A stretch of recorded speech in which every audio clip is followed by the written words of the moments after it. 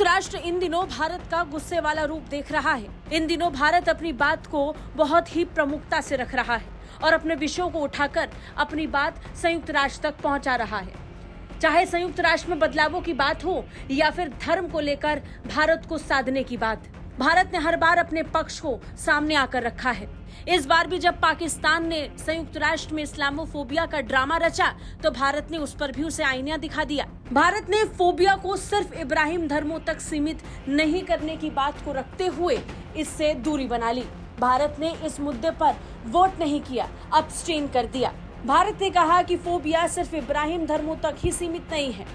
संयुक्त राष्ट्र में भारत की स्थायी प्रतिनिधि रुचिरा काम्बोज ने स्पष्ट तौर पर भारत का पक्ष रखते हुए कहा कि ऐसे कई सबूत हैं जिसमें समझा जा सकता है कि गैर इब्राहिम धर्म भी फोबिया जैसी स्थिति से जूझ रहे हैं, जिसमें हिंदू धर्म, बौद्ध धर्म और सिख धर्म भी शामिल हैं। Such phobias extend beyond the Abrahamic religions.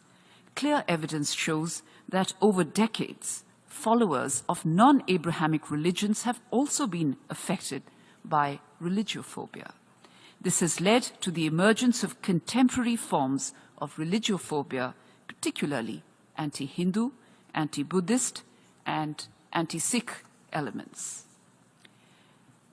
These contemporary forms of religiophobia are evident in the increasing attacks on religious places of worship, such as gurudwaras, monasteries and temples, as well as the spreading of hatred and disinformation against non-Abrahamic religions in many countries. Ruchira Kamboj ने कहा कि दशकों के सबूत से पता चलता है कि गैर इब्राहिम धर्म के मानने वाले सभी धार्मिक फोबिया यानी डर से प्रभावित हैं, खासकर हिंदू विरोधी, बौद्ध विरोधी और सिख विरोधी। बता दें, पाकिस्तान द्वारा इस्लामोफोबिया को लेकर और इसके उपाय को खोजने को लेकर एक प्रस्ताव लाया गया था।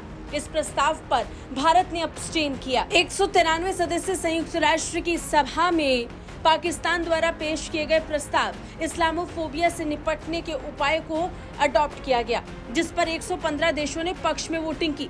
किसी भी देश ने इसका विरोध नहीं किया। हालांकि Bharat, Brazil, France, Germany, Italy, Ukraine और ब्रिटेन सहित 44 देशों ने प्रस्ताव पर मतदान से दूरी बनाई। भारत ने इस बात पर जोर दिया कि प्रस्ताव को अपनाने से ऐसी मिसाल कायम नहीं होनी चाहिए जिससे विशिष्ट धर्मों से जुड़े प्रस्ताव भी सामने आए, जो संभावित रूप से यूनाइटेड नेशन को धार्मिक कैंप्स में बांट सकता है। भारत ने स्पष्ट तौर पर कहा कि संयुक्त राष्ट्र को सभी धर्मों को एक साथ लेकर चलना चाहिए। ऐसे धर्म आधारित प्रस्तावों को उठाकर उन पर वोटिंग कराकर संयुक्त राष्ट्र को अपनी छवि खराब नहीं करनी चाहिए। आपको क्या लगता है, कमेंट करके जरूर बताएं। ब्यूरो रिपोर्ट, भारत तक।